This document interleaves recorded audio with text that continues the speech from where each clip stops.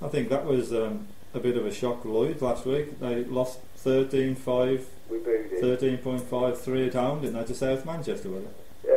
Sorry, it was South Manchester, not Moodies.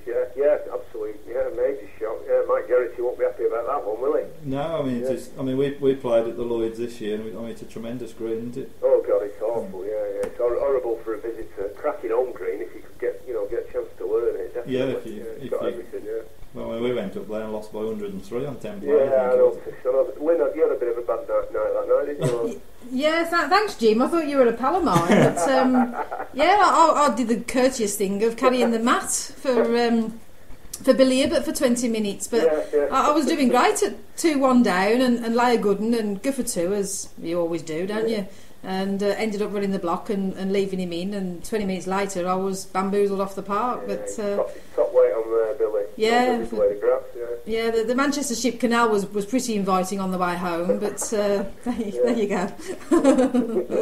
The thing is, Jim, if you'd have wanted to jump in the Ship Canal the way she bowled, you'd have missed that as well. Oh dear me. Good job I got broad shoulders, isn't it, Jim? Alright, you've got to be thick-skinned when you play this game. Yeah, I've got a bloody thick skin, I'll tell you. We've clubbed together and bought her a sat nav for the bowls, Jim, so we're alright. Yeah, okay. Yeah, the lenses fell out my glasses that night, that's my excuse. So anyway, going back to the Manchester League, you're top. South Manchester now has moved them up to third. They're having a good season as well. Yeah, we're lucky that we've been there. Probably their green wasn't right for them when we played it. It was a bit pushy, so we've got that game out of the way type of thing. So it's one of them. You're not going to go there and do a job or double bubble near the end of the season where they can take points off you and gain some themselves. So we've got that game out of the way. Yeah. And I think Lower Upton up to about fourth at the minute. They've improved, haven't they? A lot's going to depend for the Tong lads this next 2 weeks. I would have thought on the weather, because our green can be a bit easy if it's pushy. So we're hoping for a bit of dry weather for this game Wednesday and following Monday, obviously against Lloyds, especially because they'll be coming with a rally. Lloyds, a good side at home, and they pick a lot of points up. Well, despite that blip at home, I'm sure they're still going to be amongst the favourites. Yeah, they will be. They'll be up there, definitely. Have you played the new team, the Railway, yet? We played them at home. I was missing that night. United had a game, but yeah, we played them at home. I think we only had one loser, actually. I think it was Stuart Mort. Yeah, Stuart Mort was the only loser. Yeah. So you only had one of the best down wins for Tong without you again? Yeah, that's right. Okay. I'm making a note of a few of these things here. There's a pattern forming here, Jim, isn't there? Yeah. Somebody's just put up on the screen, is the transfer window open? So I don't know if that's aimed at you at all. Thanks for that, Mel, We've got one or two more things coming up here from some of your mates. Yeah. Any chance of Jimmy staying to the end of an Imbles game this week? Just discussed that. My youngest one's just gone to bed and he said, can I come tomorrow? I said, well, yeah, we've got a big game against the Grapes. I said, we'll have to leave him at 9 o'clock, though. I said, but that won't bother you, will it? He said, why? I said, well, it'll only be Gary Ellis on green anyway. He only comes number 10 to pick up the rabbit. He said, yeah, we'll leave early. Yeah, that's it. It ain't worth watching. Now, I've been told I've got to ask you about your mentor, Mr. Birtwistle. Yeah. Apparently he taught you every trick in the book, is that right? Yeah, maybe not every trick in the book, but yeah, one or two, yeah. He was there today dancing on the green at Prestwich when the opponent was sending his ball.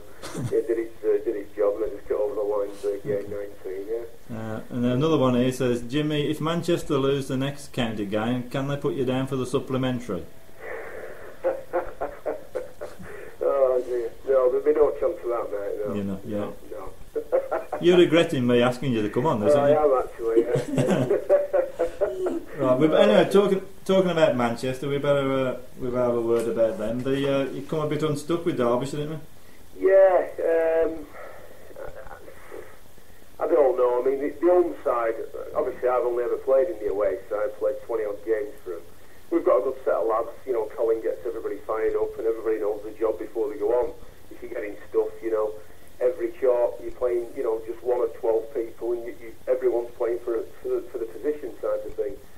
But the home side just never seem to do it, I think we might get Andy Buckley on the show now. They never seem to do it and they always pick these bloody greens in Oldham. I think this next game now, if we don't do a job the next game, I can't say where they pick, so I don't know if they put it out yet, but if we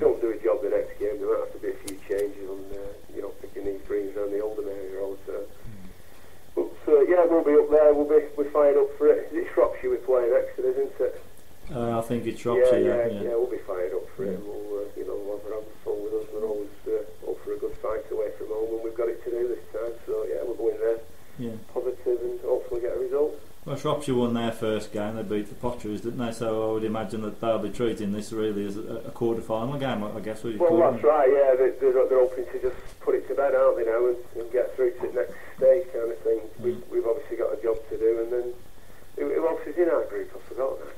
Well, it's Potteries. You've got Potteries and Shropshire. Potteries, that's it, yeah. Potteries, that's right. So, yeah, we've just got to go there and and try and do a job and put it down to the last game then. Jimmy Parker's put a note on it. He guesses you might be going to Crompton. Can't comment because I don't know actually. No. Even though the Crook Whistle is on the selection committee now, Where obviously the greens have not been announced. Well, I mean, Shropshire didn't use Pontersbury last game, so that's one of their banker greens. So I would imagine you might be heading out into sticks possibly. Yeah. I think did we play? Is it Wem, one of their own greens? I think they used that already, haven't they? They used that the first game. Yeah, we played there a few years ago in the semi-final when it was absolutely screaming. So it's again them lads down there. I think a lot of them like it quick. It might come down to the weather that day. You know what I mean? The way it's going at the moment, everything's going to be heavy. Yeah. You know what I mean? We're only a couple of weeks away, aren't we? So. Yeah. I just realised, Jim, there's a chance of getting a bit of a brownie point here. You didn't play in the match that they've lost, did you? That's right. Yeah, I didn't play. So that's where it all went wrong, isn't it? That's correct. Yeah. So I think that's one back for you, that is. So what do you think your chances now? I suppose to win at all costs this next game, isn't it? I think we'll win, no problem. I just think we're a better side, basically. I'm not trying to get anybody fired up, but I just think we've got strength in depth. If you look at the 12 players away from home that we've got on a regular basis, I don't think anybody would be looking at home thinking, right, I'm a Derbyshire player, I want to play him. I think every one of our players can win away from home or put a good show, 17, 18, 19, 20, even if they're going to get beat against anybody. And they have the belief in it when we go on the green and do a job, Like I say, it's always come down to the home side. I mean, the amount of times the away side have bloody won and the home side have just scraped home or, just come up trumps type of thing with a few jobs. We need to start doing something with the home side, really. Because the away side, there's not a problem with it at all. We always get there and get a result. Yeah, I think I said in the last programme, I think Greater Manchester away side is probably the strongest in the country. Yeah, well, if or when we lose, it's always by 20 or maybe 25 at the most. I mean, you'd take that, wouldn't you? Oh, yeah. I mean, it was an excellent performance at Stretton.